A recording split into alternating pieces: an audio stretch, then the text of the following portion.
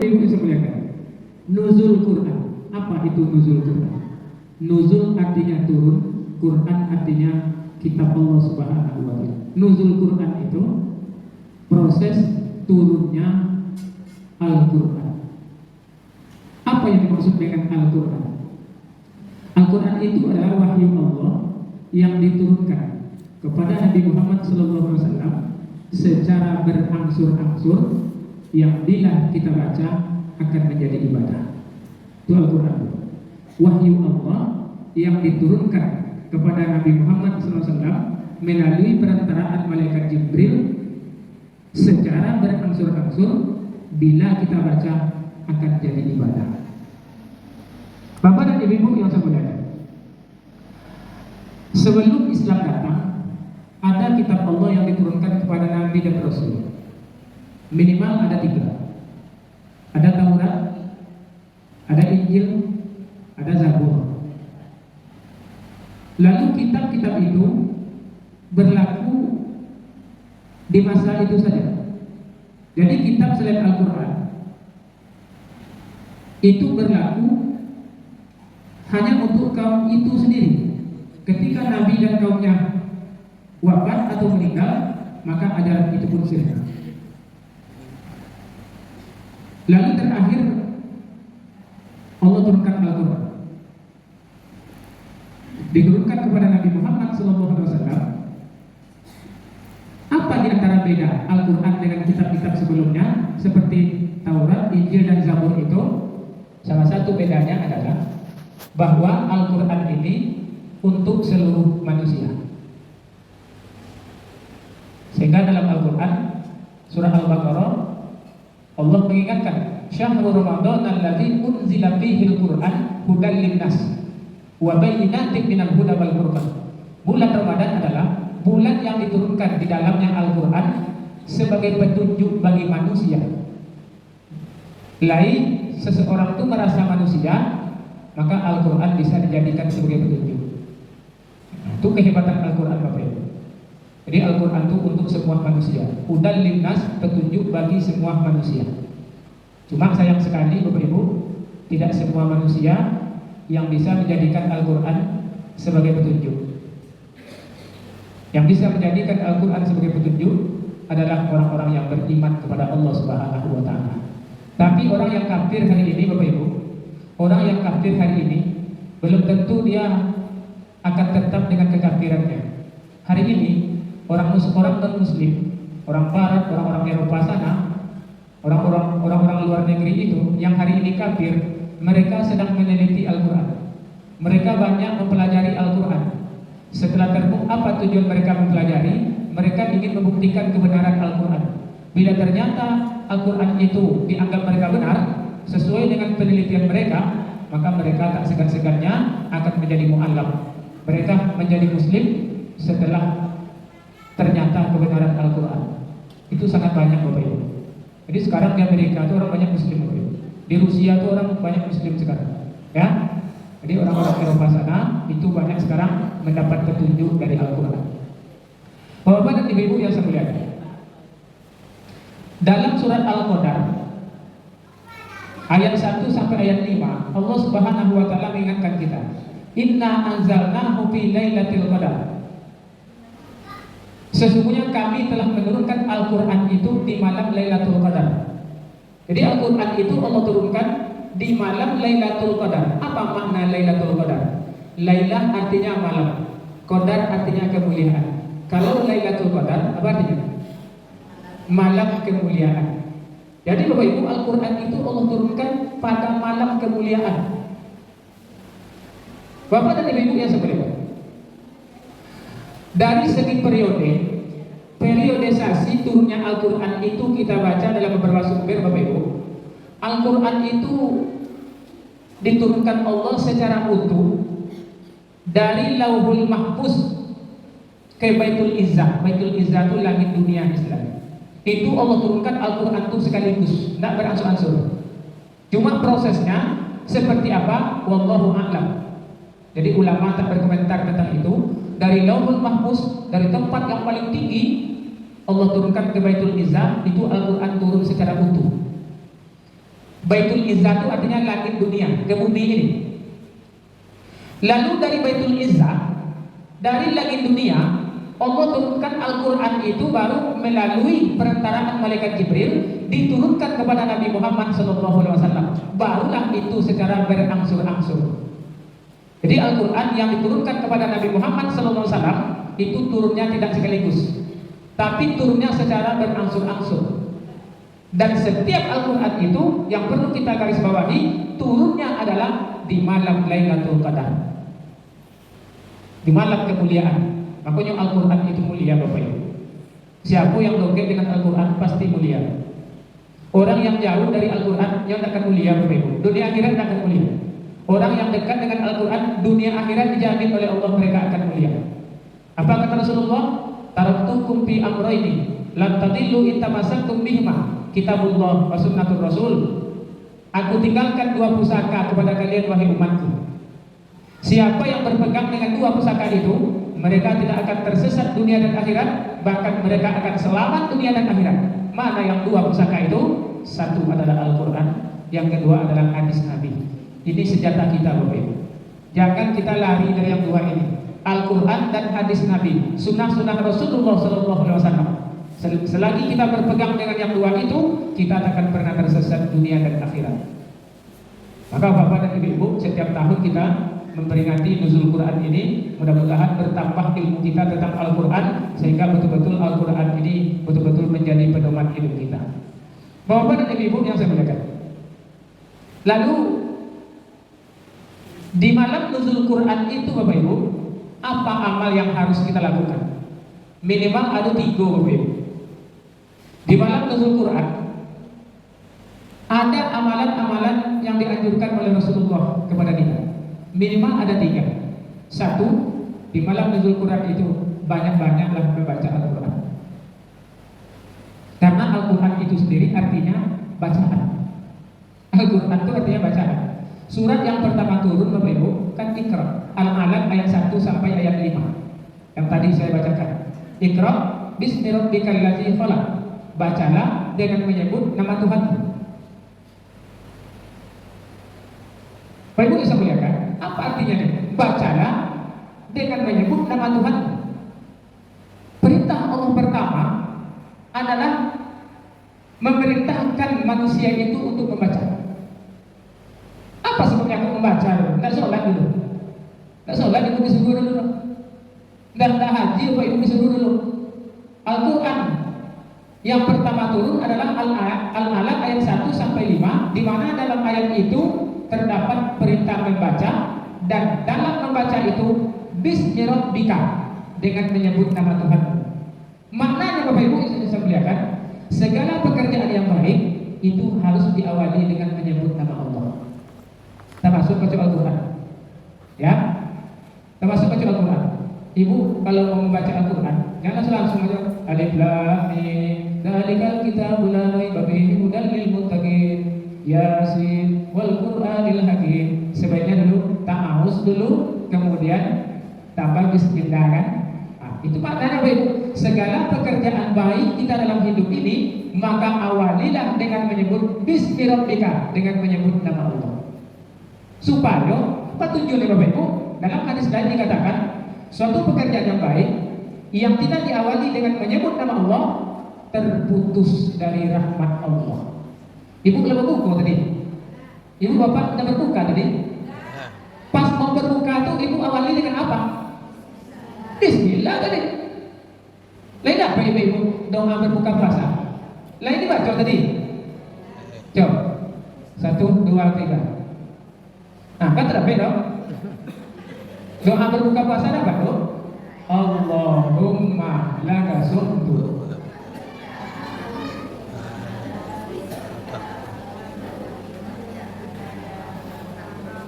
Kalau Pak ya rasul bahasa Indonesia, bahasa Arabnya ada bahasa ya, ya. Maka Bapak Ibu, saya teringat dengan nyanyi Roma Irama Bapak Ibu. Ibu kenal dengan Roma Irama? Kenal lebih dengan Roma Irama? Di mana kenal? Di TV, asal mau di video, ya. Apa nyanyi Roma Irama Bapak Ibu? Kalau mau makan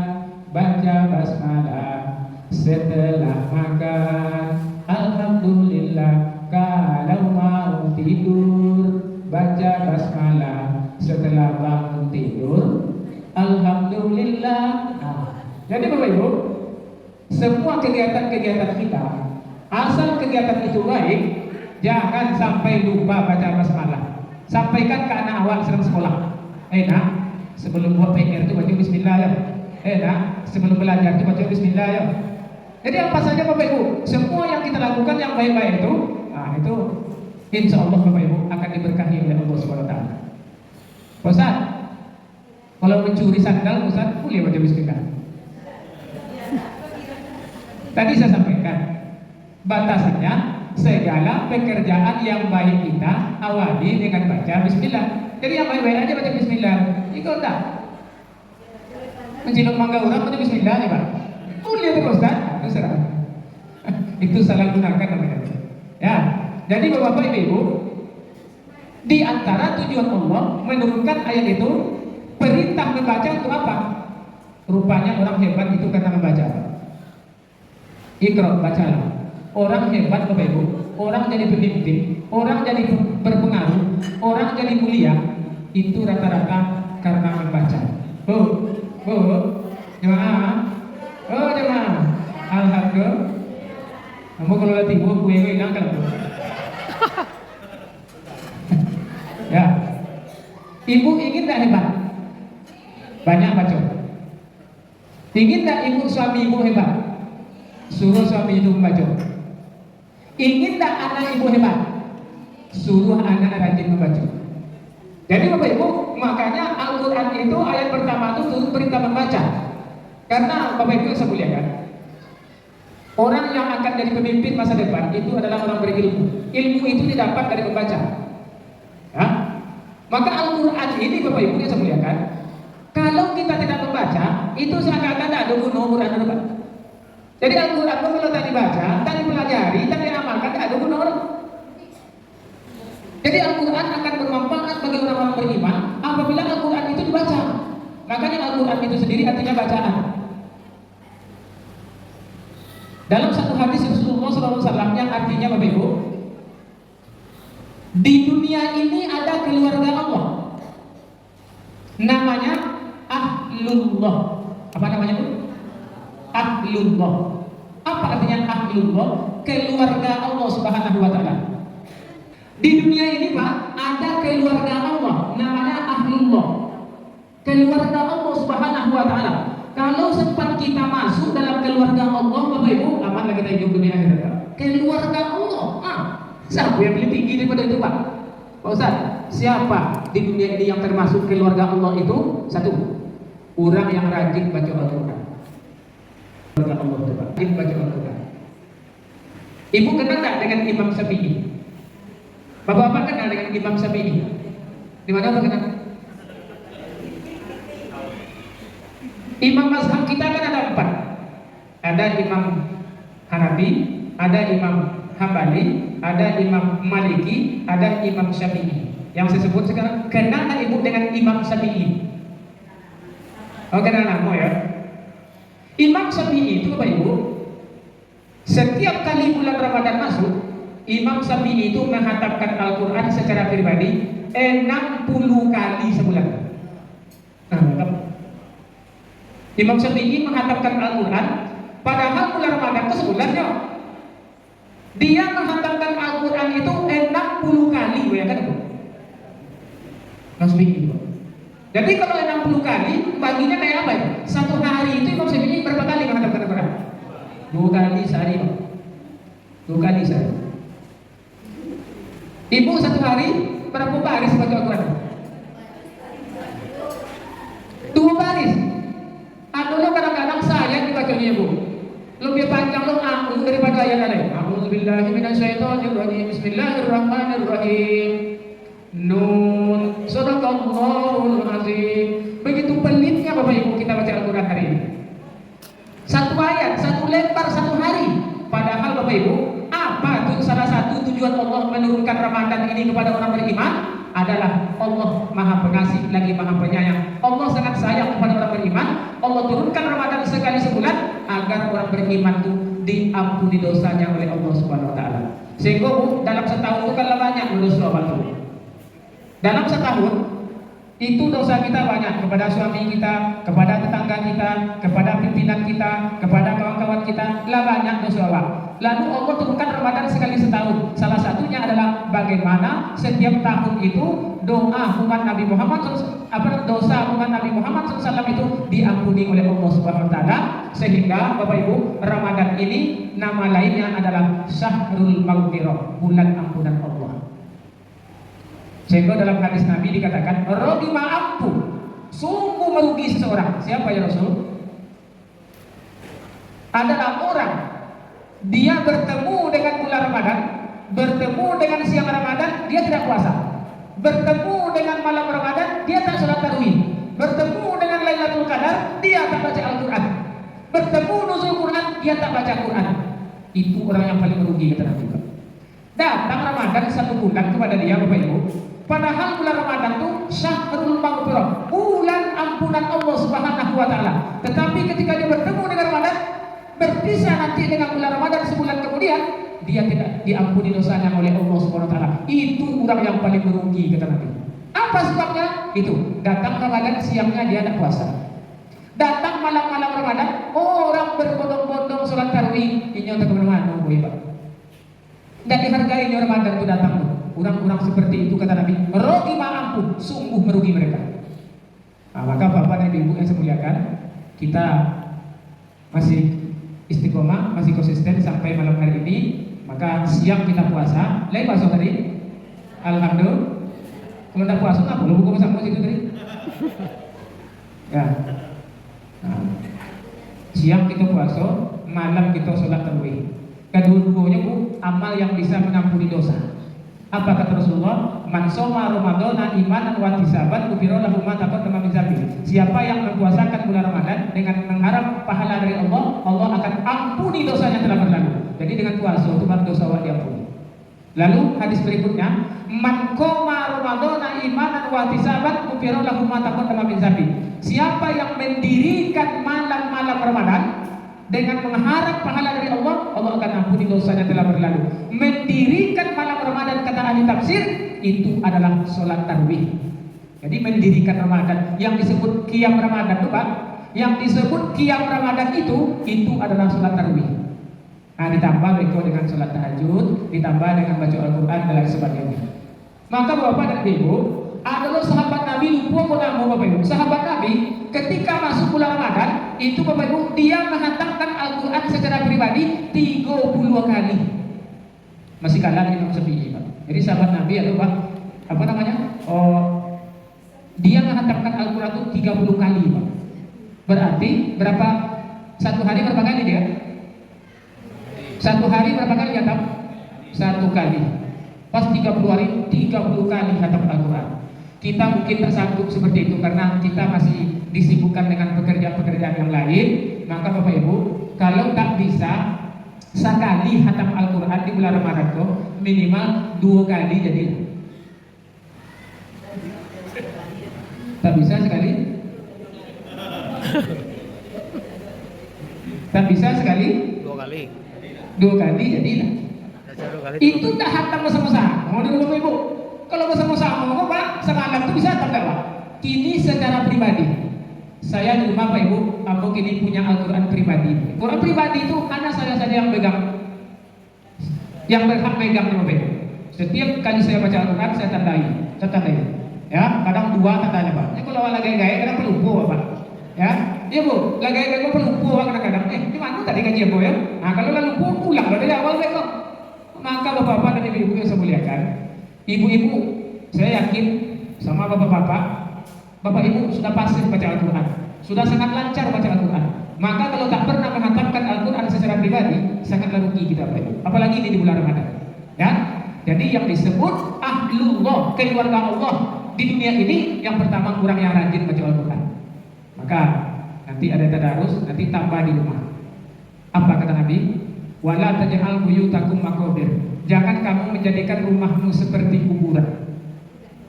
Janganlah kamu menjadikan rumahmu seperti kuburan. Ustaz, rumah yang kayak apa Ustaz yang seperti kuburan itu? Rumah yang di dalamnya penghuni-penghuninya tak pernah terdengar mendengungkan ayat suci Al-Quran. Jadi kalau dah ada, walaupun rumah itu godang, rumah itu rancak, tapi jarang terdengar dengungan ayat suci Al-Quran. Kata Nabi, rumah seperti itu tak ubahnya seperti kuburan. Maka Bapak Ibu, mungkin rumah kita biasa-biasa saja, tetapi kalau penghuninya rajin sujud, rajin baca Al-Quran, rajin sholat tahajud, ingat nama lain dari Al-Quran Bapak, nur. Apa artinya nur? Cahaya. Maka Bapak Ibu, rumahnya mungkin tidak terlalu bagus Bapak, tapi orang di dalamnya tuh rajin baca Al-Quran, maka rumah itu Allah akan berikan cahaya. Ini kebercahayaan. Ya. Maka Bapak Ibu, biarlah rumah awak rancak, biarlah godang rumah awak tuh, tapi di dalamnya rajin baca Al-Quran. Ya. Rajin baca Al-Quran. Yang kedua, siapa keluarga Allah? Orang yang rajin mempelajari isi kandungan Al-Quran. Beruntunglah Bapak Ibu, anaknya dan cucunya hari ini sekolah di pesantren, sekolah di sekolah agama. Ini siang malam mempelajari isi kandungan Al-Quran. Itu akan menjadi keluarga Allah di dunia ini Bapak Ibu. Yang ketiga, orang yang rajin menghafal ayat Al-Quran. Nah, sekolah mungkin kau tanya Bapak dalam tahap pertama, Bapak lulus, rajin baca Al-Quran, insya Allah Bapak rajin. Yang kedua, Bapak selalu mempelajari isi Al-Quran, insya Allah. Yang ketiga, kok mungkin kau nanya apa tuh? Rajin menghafal ayat Al-Quran. Menghafal itu Ustaz apa ya? Ya kan? Kalau lama hafal gua, saya ikut judul film ibu-ibu, kok kadang-kadang judul filmnya Pak, aku masih seperti yang dulu. Itu judul filmnya.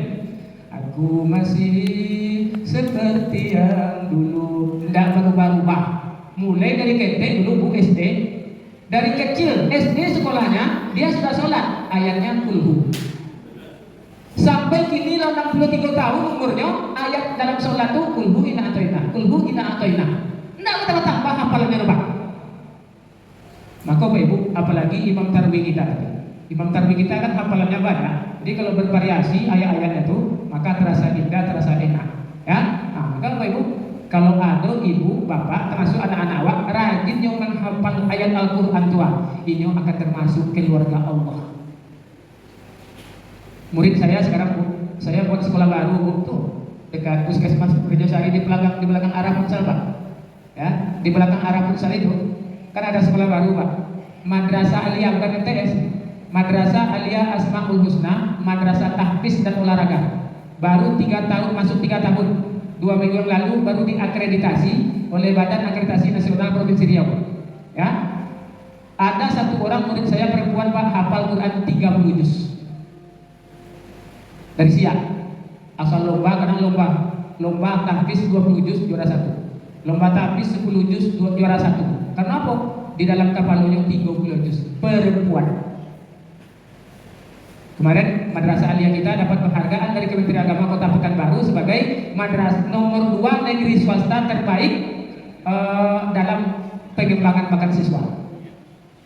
Nah, jadi Bapak Ibu sekalian, ini himbauan saya, kalau ada anak Bapak Ibu, warga kita di sini, pertama anak yatim, yang kedua dia tak anak yatim tapi orang tuanya mungkin selama pandemi ini tak menetap penghasilannya sehingga dikategorikan kurang mampu. Ya, saya gratiskan 3 tahun. Silakan masuk dulu. Madrasah Aliyah Asmaul Husna namanya. Madrasah Tahfiz dan Olahraga. Nih, dekat Puskesmas Rejosari itu kan ada arah futsal tuh. Pas di belakang tuh kan ada gedung apa tuh? Ah tuh. Apanya? Usianya sekarang murid kita 37 orang baru. Tamat 20 orang tahun ini. Dari 20 orang tuh Bapak Ibu, 10 orang telah saya gratiskan selama 3 tahun. Termasuk anak yatim sekian orang, termasuk orang kurang mampu sekian orang. Jadi kalau ada warga kita ini, apalagi dia berbakat untuk jadi imam nanti Pak, ya putra daerah-daerah kita ini Pak, itu akan kita kader untuk ceramah, kemudian untuk jadi imam. Insya Allah 3 tahun itu sudah oke imam nanti.